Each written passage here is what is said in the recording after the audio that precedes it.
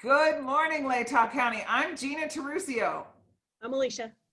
and we are bringing you today Latah 411. This is our opportunity to show you the awesome businesses and business personalities that run through Latah County and make it the great place that it is.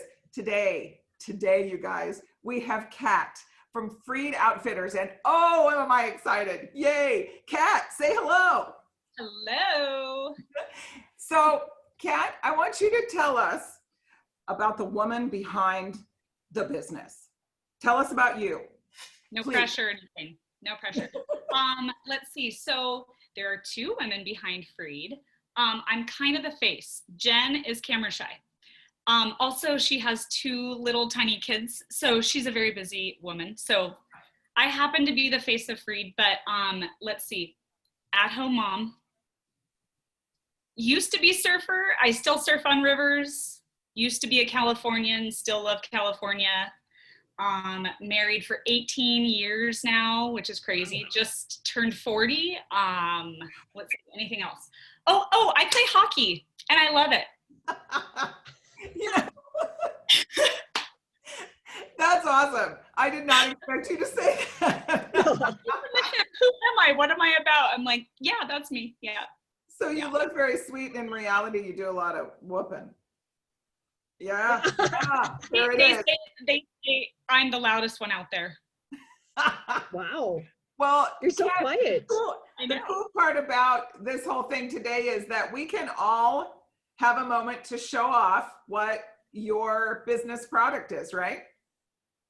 Thank you so much, seriously, for this opportunity. Oh gosh.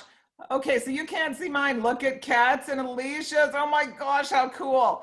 Mine is a Herkimer Diamond. You guys need to know about that. That's pretty awesome. And Kat is working on version 2 or 3 of that right now, right? That's not necessarily available yet because you've got kind of cool model, right, of limited runs of things. Yes, so, and that's what kind of gives us more demand is, and actually one of our products right now too is sweatshirts that Jen will hand stitch beautiful words on. Oh, and wow. the minute we put those on the website, they are sold under an hour. So there's high demand when it's limited runs, you know? Yes. So let's go back because I think the three of us are pretty well acquainted, but tell me and go back to when you got started in this whole concept, please. I got started before my baby came along. So I actually started trying with apparel back in, goodness gracious, that must have been 2007 or 8. Wow. And I kind of learned. I learned just by doing it. I made a whole bunch of like baby onesies, printed words on them, and I walked from store to store in downtown Ventura, California, asking them if they would sell my stuff, which is super scary for an introvert. I'm an introvert, but I walked around downtown, tried to sell it. I ended up selling it at like the place in downtown Ventura. And I learned so much from this lady because she was really scary and intimidating. She just taught me how to like, what is it that I want from you? What, you know, and I was like, I don't know, whatever you want to, you know, and I learned to toughen up and I learned to like, this is my business and people pay me for what I make. And so I learned a ton from that. And then my baby was born and I learned very quickly that running a business from home and balancing being a mama, and I had prayed for being a mama for so many years, that it just wasn't gonna work right then. So I took a break. I took a huge break and I restarted back up. So that was, gosh, he was 5 when we moved to Idaho. Yay! So when we moved to Idaho, so that was basically what, a 6-year break or something. Yeah. So we moved to Idaho and I was like, okay, he's going into school. Like this is the time to try it out again. Let's see. So I started trying with, I hand dyed like little crop tank tops, my husband taught me how to hand screen print and burn my own images and all that kind of stuff. Wow. So it was, and I did a limited run of those and I was like, okay, maybe I'll take a break from apparel because it costs a fortune to make it. You just don't make enough from it. Right. And I love it. I love doing it. And I would hand dip dye them. Oh my gosh. Oh. So it was fun. It was really fun. But then so this actually leads into a lot of like what Freed is about, but the first month I was here, so it was 1 month in, my friend lost her child. And it was so impactful, it was so quick, it was so tragic that I kind of pulled back again. And I think it was around that next May that I had wanted to run the business and have some kind of a charity, but I just never connected. I was like, well, my dad had struggled with cancer. Do I want to do and I was like, I want to give to something. I want this to have a purpose. Yeah. And that May, I talked to my sister-in-law and I was like, would you come on board with me? You have such an aesthetic. You're so talented with just like knowing how to package things beautifully, knowing how to design. Yeah. And I was like, and I would like to, so I think around that time they had actually, their friend had in Mason's memory started up the orphanage. I think it was around that time. It was something, it's all scattered for me. Yeah. But I told her, I said, this is what we need to give to. Like, this is what our purpose is. Like, and she completely agreed. So we started, I think it was, so we talked in May and actually officially started that September was when we were like, let's launch. So quick. Well, I don't even remember the question now. I'm sorry. I rabbit trail.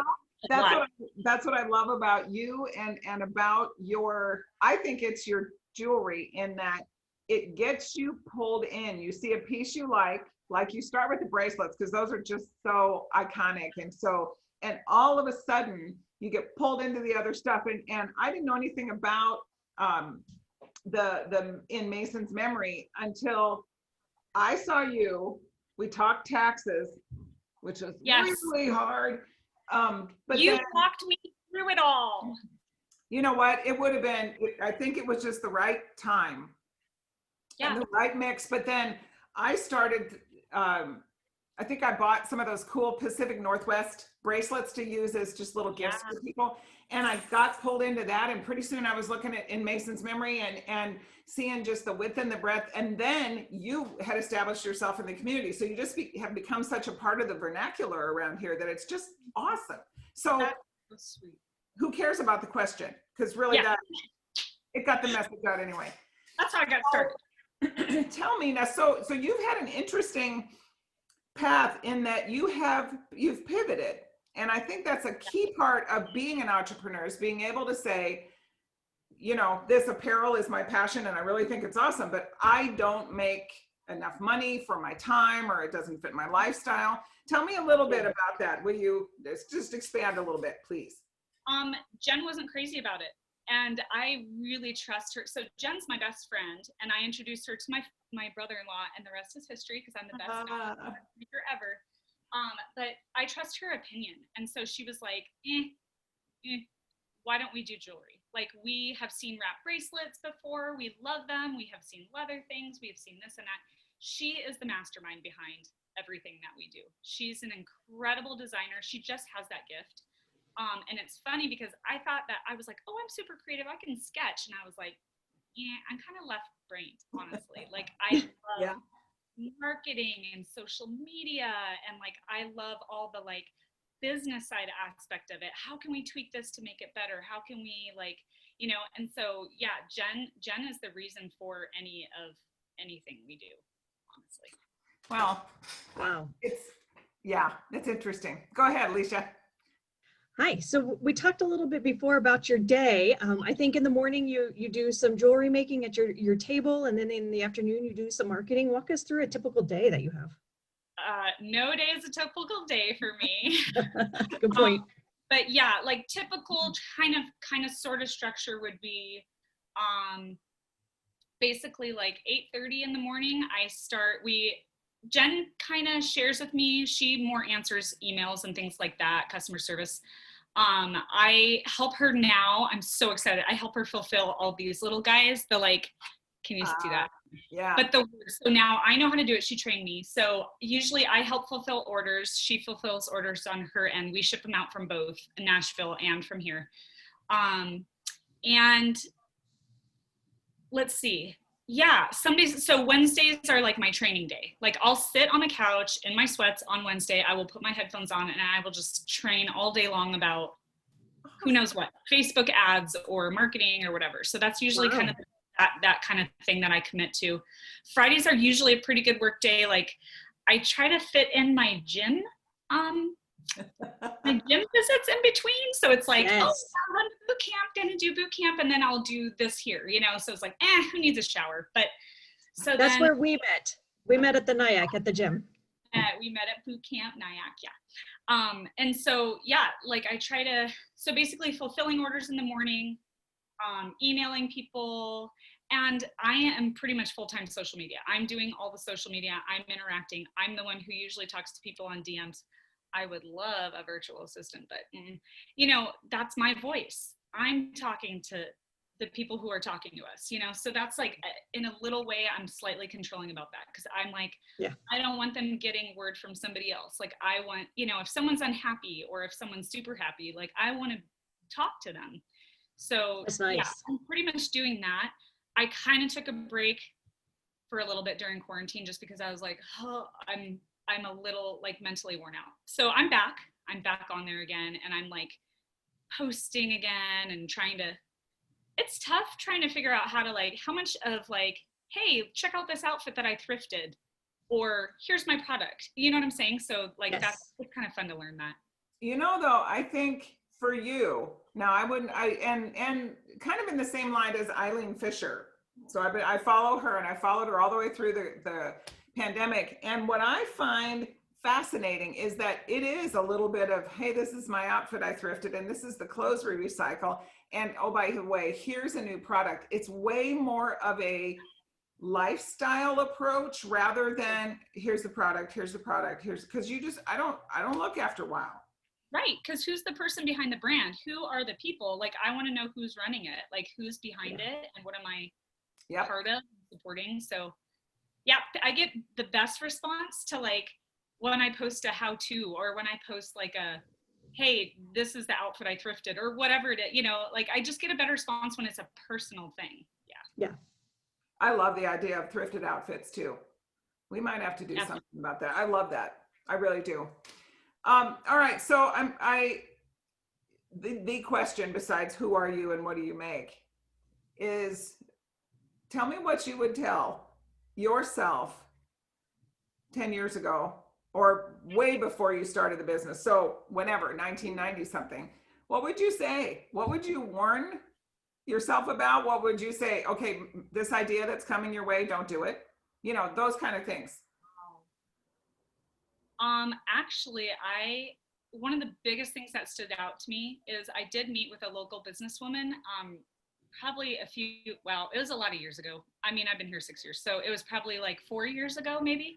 Yeah. And she is a brilliant woman. She has the most beautiful English accent, so I could listen to her forever. I listened to her and took notes the entire time of like 2.5 hours.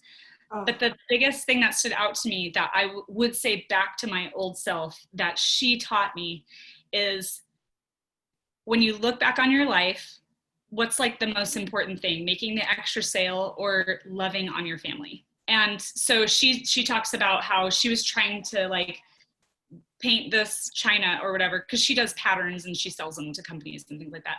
And she said she was trying to simultaneously rock her baby. And she went, what am I doing? You know, and like that would probably be the biggest thing, and be, you know what, put down the computer, put down the phone, pay attention to your baby. They grow so fast, you know? So that would probably be what I'd kick myself in the tush for, when I'm like, hold on, let me just, you know, and it's like, life will be fine. And if I respond in 2 days, you know, it's okay. And yeah, I'm kind of a little bit of a perfectionist. So let go of that a little bit. Yeah. It's hard though. It's definitely hard to let go and say that everything will be all right. Just go slower and relax. Yep. Life will be better. I think the attitude though, the pursuit of perfection and the customer touches, those moments when it is your voice, even if it's 2 days later, are the differences that make success, or that define success for me.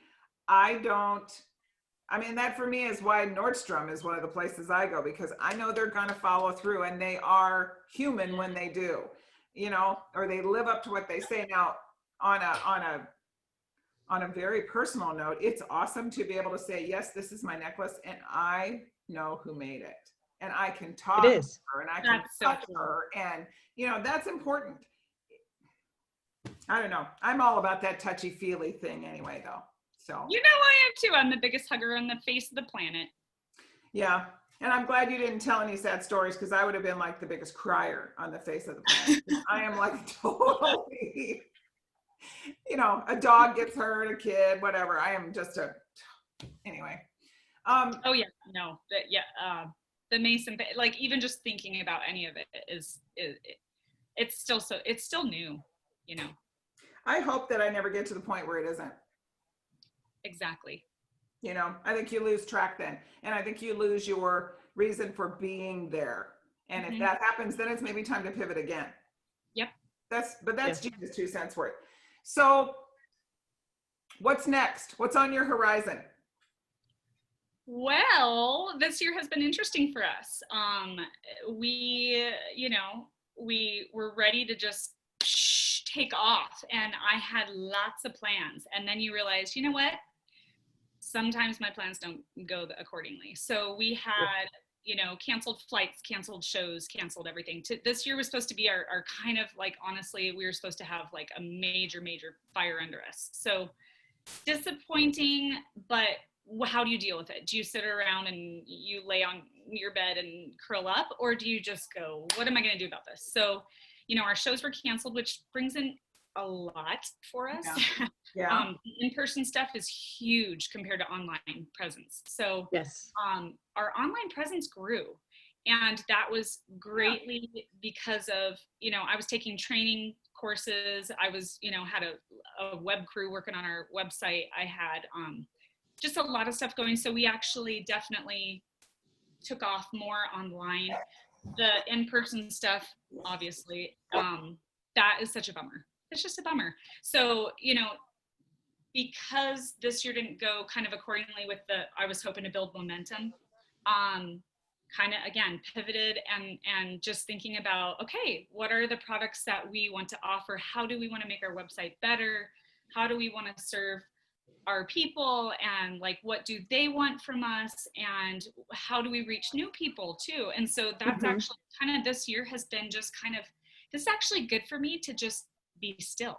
So this year, it's not like, let's do this. It's, okay, let's be still. Let's stop and look. Let's see, like, what are we about? What do we want to change? What do we want to emphasize more? And I just keep coming back to Mason's Place. I just think to myself, you know what? Like, this, like, our purpose is so clear, and these kiddos are, there's 100 girls who are in that orphanage. Okay. They're pulled from enslavement. They're pulled from abuse. They're pulled from harmful situations. Okay.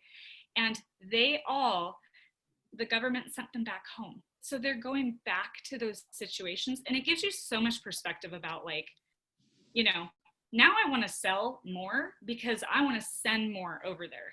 I want to send more money. We get to send it every quarter to them. And it's been incredible because we have such generous customers that we get to send a lot to them.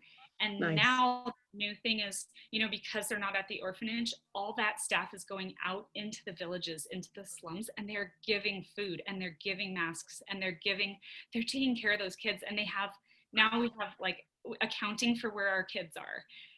I really want to go there someday, by the way. Like, that's one of my goals. I want to go to India so bad. I want to see those kids. I want to meet them. I want to see what they're doing there. But yeah, so shifting has become interesting for me because we're less like, let's do. It's like, let's focus on how we can help Mason's Place now. I don't know. It's just brought a lot of perspective. Yeah. A reflection year. Yeah. Sure. If there was ever a reason to support you, the last 3 minutes have been it. And if you don't stop it, I will cry. And then we're going to have problems. Kat, this has been an awesome. It's already been 30 minutes. I could go for 3 hours with you. No. Yeah. Again, we've caught that a couple times where we said, I don't know though. I think it might be like, it would be a week before we knew it, and our families would wonder where we were, is what I'm worried about if we ever got together. So it's probably better that we just take it in little chunks. But thank you. Thank you for your time. I look forward to doing this again, and you can show off some more of your cool stuff. And this is, in my estimation, a gem. You are a gem in Latah County, and it's been a treat to have you here in our podcast. And I hope that you have a great weekend and just stay healthy and all of that good stuff. Thank you. Before we go, Yes. before we go, tell us your Instagram, tell us your website, tell us your details. Yeah. Oh yeah. Freed Outfitters on Instagram, www.freedoutfitters.com. And is there anything else? Facebook? You have Facebook or just Instagram? Yeah, Facebook. So we're also Freed Outfitters on Facebook. I am awful at Facebook, so if you need to interact with me, it's on Instagram. I'm getting there. I'm getting there, guys. So Freed is F-R-E-E-D. D, like set loose, freed. I believe me, for the first 15 minutes after you left that day when we had our tax love, I had to Google and Google and Google because I didn't get freed. I was like, Cat, I'm Googling. It was ridiculous. So yeah, it's tattooed on my arm now. Because I don't, yeah. Yeah. Anyway, you guys have an awesome day. Thank you, Kat. Again, this is Latah 411. Thank you for being with us. Bye. Bye.